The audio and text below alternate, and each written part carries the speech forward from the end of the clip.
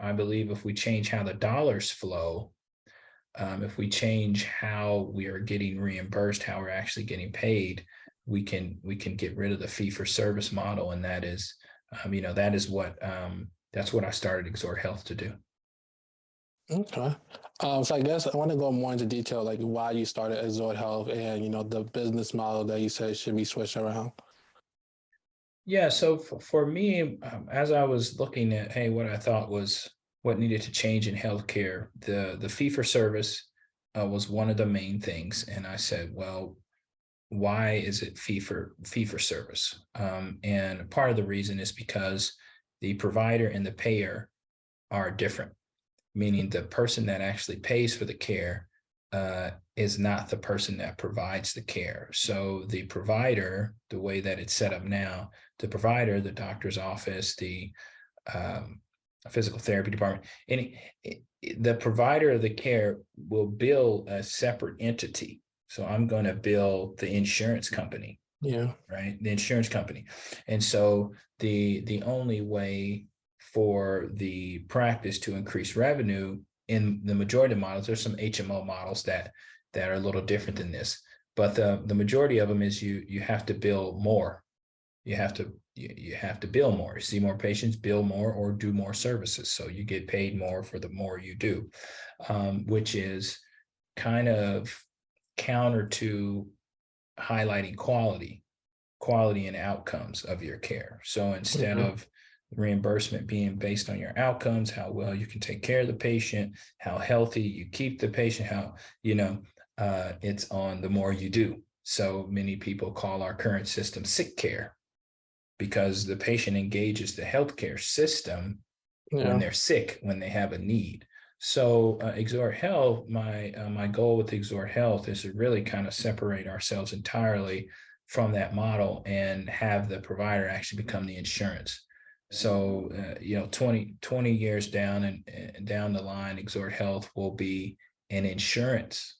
So Exhort Health will be offered as a benefit. Our members will pay for their health insurance to be a member of Exhort Health, and all of their healthcare needs will be taken care of. So it will be on the organization, so on Exhort Health, to make sure that we're keeping costs down, to make sure that, hey, we are doing the most with the dollars that are coming in, right? And keeping the cost of the healthcare down. So if I own the MRI machine, if Exhort Health owns the MRI, if Exhort Health owns the surgical center, if Exhort Health owns the hospital, then it's in the business's best interest to keep the costs low. So you're going to Yeah. want to drive price down. And there's a few models that are out there.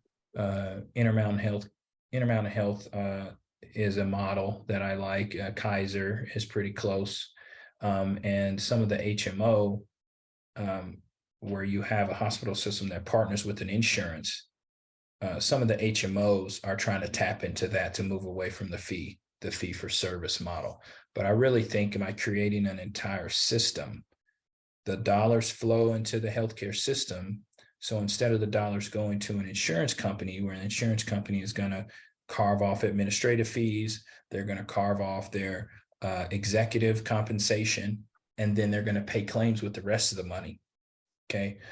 So instead of having an insurance company as a middleman, have all those dollars flow directly to the provider of care, so that the person is paying their healthcare insurance, if you will, but those dollars are going to support the very people that are providing the care. Mm-hmm.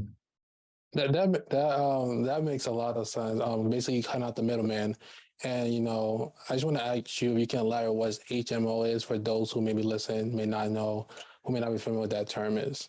Yeah, so HMOs are really systems where an organization is like a health management organization, if you will. And so an HMO is where, say, an insurance company will pay the HMO, which are the providers of the care, they will pay them, say, $600 a month per member. And however many members are impaneled to that HMO, that's the revenue that the HMO receives. So, okay, we're going to impanel 500 patients to you. For those 500 patients, you're going to get $500 a month, but you're not getting any more. So if they go to the hospital, if they have a heart attack, if they, they break their leg, you have to make it work with the per capita fees.